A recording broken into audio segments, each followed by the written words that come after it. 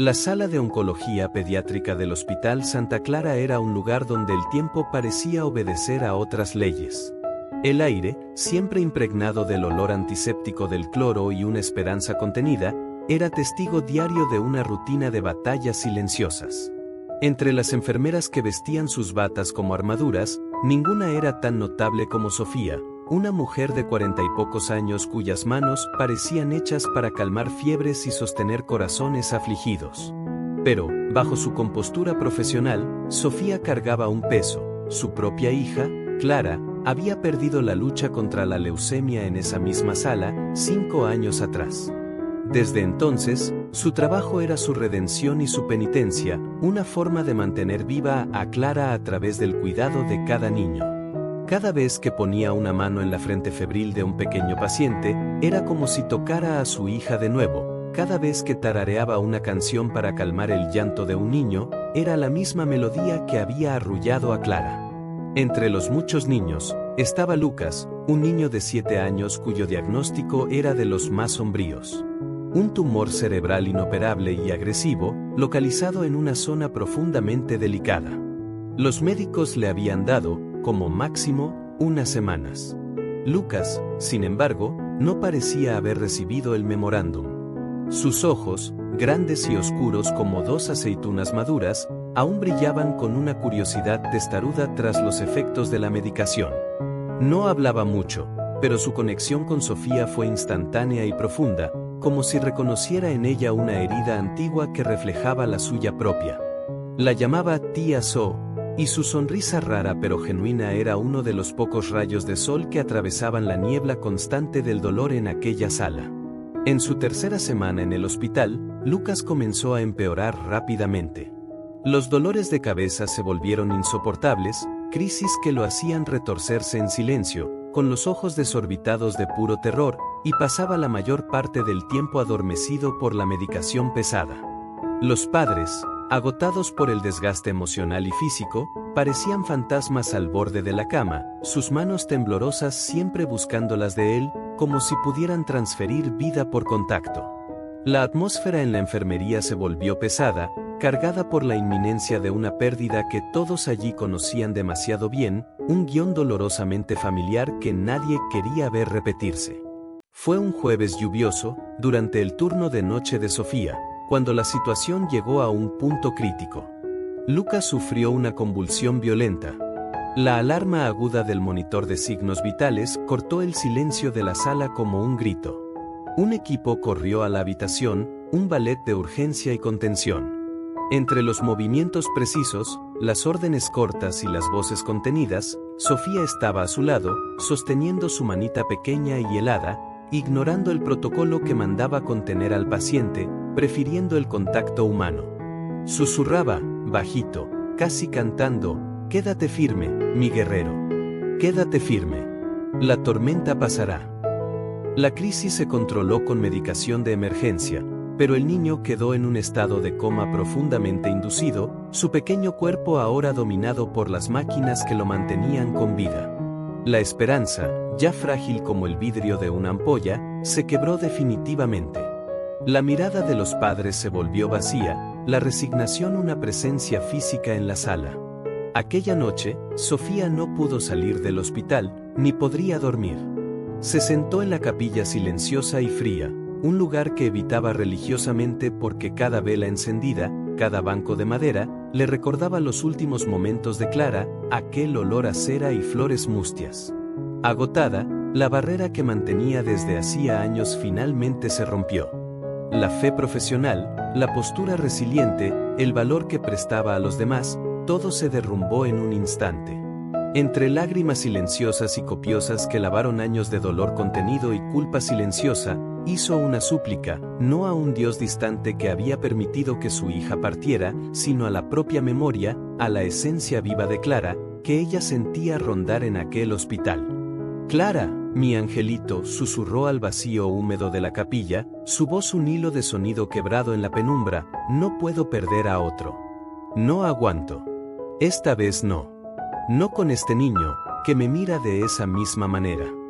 Si tú puedes hacer algo, cualquier cosa allá donde estés, Si todavía hay un milagro en este mundo, un solo y pequeño milagro, por favor, déjaselo a Lucas. No pido que se cure. Solo que no sufra. Solo que tenga una oportunidad. Llévale mi fuerza a él. Yo daría cada día del resto de mi vida, cada aliento mío, por un día más de vida tranquila para él. ¿Entiendes, hija mía? Yo cambiaría. No sabía por qué decía aquello. Era la desesperación hablando, la lógica del amor en su estado más puro e irracional. Cuando se levantó, sintiéndose vacía, ligera y un poco avergonzada de aquella súplica íntima y desesperada, volvió a la sala, sus pasos resonando en los pasillos vacíos como los de una sonámbula. A la mañana siguiente, algo inexplicable comenzó a suceder.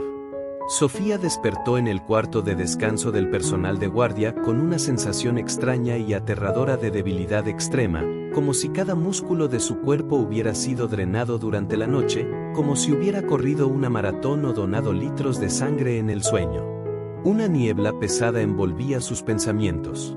Al mismo tiempo, la enfermera de guardia, Marina, una profesional experimentada y nada emotiva, corrió hacia ella con los ojos desorbitados de incredulidad pura. Sofía, tienes que ver esto. Es extraño. No lo entiendo. En la habitación de Lucas, el niño no solo estaba consciente, sino que estaba diferente. Sentado en la cama, apoyado en las almohadas, sus ojos estaban claros y enfocados, sin la bruma de la medicación pesada o el dolor. La fiebre, que era una constante, había desaparecido. Su piel, antes húmeda y pálida, tenía un leve rubor saludable. Los monitores mostraban signos vitales sorprendentemente estables para alguien que, pocas horas antes, estaba al borde de la muerte.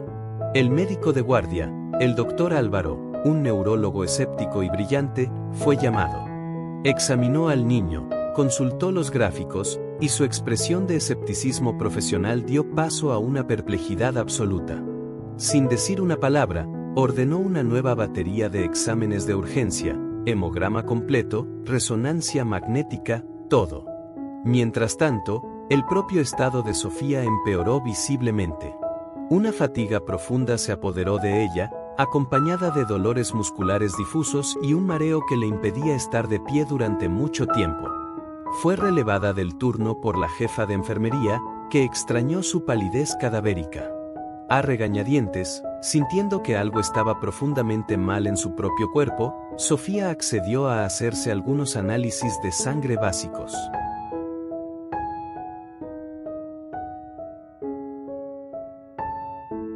Los resultados de los exámenes de Lucas fueron un shock para todo el equipo médico. El tumor, visible, grande y agresivo en las resonancias anteriores, parecía haberse detenido. No había crecimiento. Por el contrario, las nuevas imágenes mostraron una reducción mínima, casi imperceptible a simple vista, pero mensurable, de la masa tumoral y un inicio de necrosis en sus bordes. Era científicamente inexplicable. Los tumores agresivos como aquel no retrocedían de la noche a la mañana sin una intervención radical. La noticia corrió por el hospital como una sacudida eléctrica de esperanza mezclada con un temor reverencial. El milagro de Lucas se convirtió en el susurro sagrado de los pasillos, una historia contada de boca en boca, de enfermería en enfermería. Los padres, antes desolados y preparándose para lo peor, ahora sostenían las manos de su hijo con un nuevo fervor, una nueva y cautelosa fe brotando en el desierto de su desesperación. Paralelamente, Sofía se consumía a la vista de todos. Sus análisis revelaron un cuadro de anemia severa inexplicable, niveles bajos de varias vitaminas y un agotamiento profundo que los clínicos no podían correlacionar con ninguna enfermedad identificable. Parecía estar renunciando a su propia vitalidad, día tras día, como si una vela estuviera quemando su mecha desde adentro hacia afuera. Mientras Lucas ganaba color, apetito e incluso comenzaba a hacer pequeñas peticiones, el yogur de fresa, sus lápices de colores, ella perdía peso, brillo y fuerza. El equipo comenzó a notar la coincidencia siniestra y temporal, la mejoría abrupta de Lucas y el declive súbito de Sofía habían comenzado en la misma madrugada, pero nadie se atrevía a dar voz al pensamiento absurdo, casi místico, que flotaba en el aire como un perfume extraño. Era un tabú, una frontera que la medicina no sabía cómo cruzar. El momento clímax, donde lo inexplicable se volvió innegable, llegó 10 días después. Lucas estaba sentado en una silla al lado de la cama, coloreando un dibujo de un superhéroe, cuando Sofía, moviéndose lentamente con la ayuda de un bastón prestado, entró para visitarlo. Su rostro estaba pálido y marcado por profundas ojeras, pero su sonrisa para él era genuina. Lucas la miró, su cabeza calva inclinada con una curiosidad infantil, y dijo, con una claridad y una estructura de frase que nadie había oído de él en semanas. Tía So, dijo, dejando el lápiz azul, la niña del vestido amarillo dijo que tú estás muy cansada. Que diste un regalo muy grande. Sofía se quedó congelada en medio de la habitación. La sangre pareció detenerse en sus venas, y el mundo a su alrededor perdió el sonido por un instante. ¿Qué niña? Lucas, logró articular, su voz un suspiro. La que se queda conmigo de noche, cuando oscurece. Tiene el pelo rizado, así hizo una espiral con el dedo cerca de su propia oreja, como el mío, pero es rubiecita. Se sienta allí en la silla y a veces canta. Dijo que tú me diste un regalo.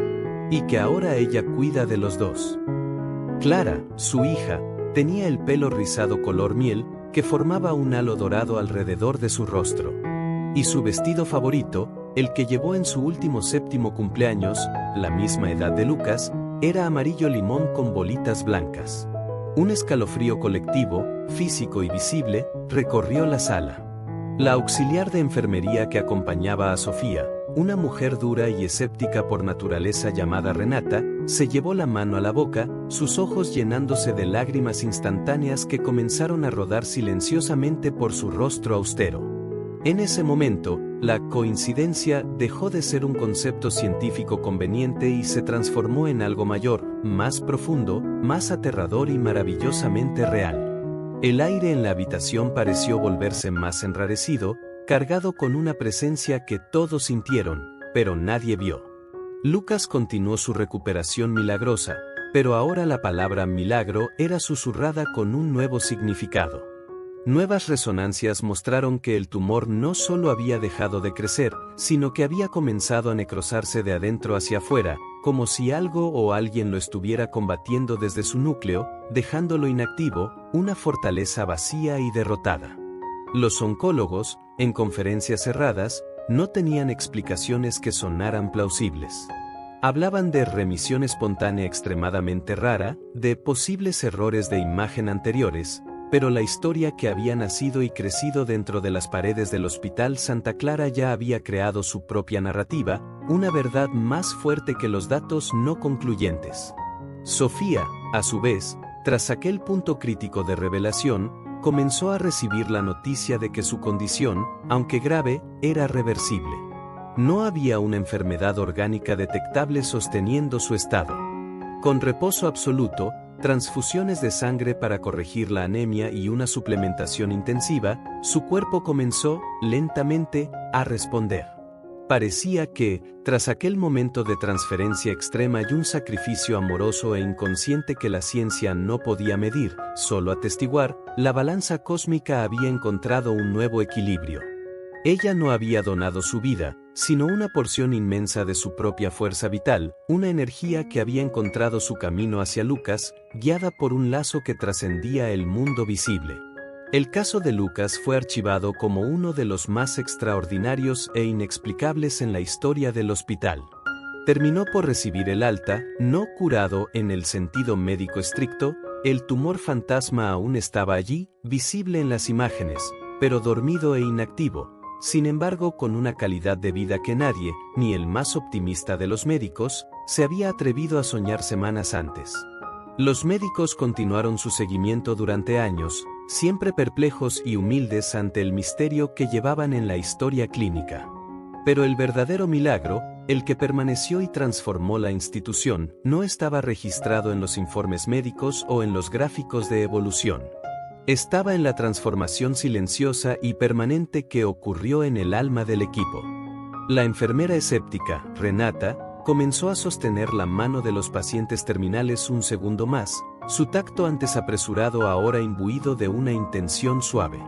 El médico más sarcástico del equipo, el doctor Álvaro, comenzó a explicar los diagnósticos a los padres con un tono de voz más suave, escogiendo palabras que preservaran la esperanza sin mentir.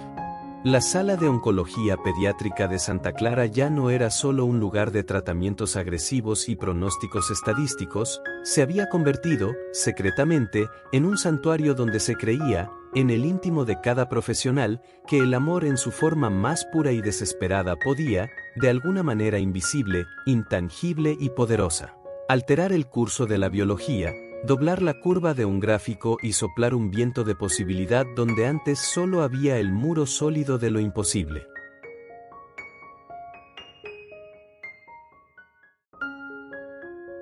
Sofía regresó al trabajo meses después, más pálida, un poco más lenta y ahora usando las gafas que siempre había evitado, pero con una paz en los ojos que había reemplazado el antiguo dolor incrustado. Era una paz cansada, pero genuina. Ella y Lucas mantuvieron un vínculo para siempre, una conexión silenciosa que no necesitaba palabras.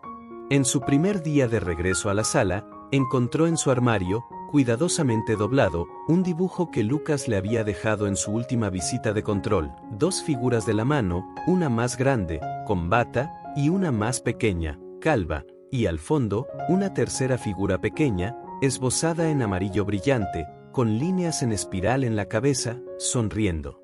La historia nunca fue noticia de periódico, nunca se convirtió en documental.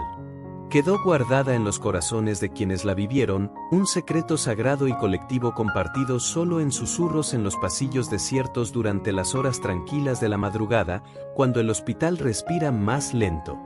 Era la prueba viva, íntima e innegable, de que a veces el mayor milagro no es la cura espectacular que desafía todos los libros de medicina, sino la transferencia silenciosa e invisible de esperanza entre dos almas, la prueba de que el amor de una madre, incluso por un hijo que ya partió, puede encontrar un camino imposible de regreso al mundo, atravesando velos que no comprendemos, trayendo consigo un fragmento de milagre para quien más lo necesita en ese momento exacto. Y que, en un hospital, donde la vida y la muerte bailan tan cerca que a veces intercambian lugares, hay momentos en que la música se detiene, las máquinas callan, y algo profundamente divino susurra en el oído de un niño, usando la voz suave de un ángel de vestido amarillo.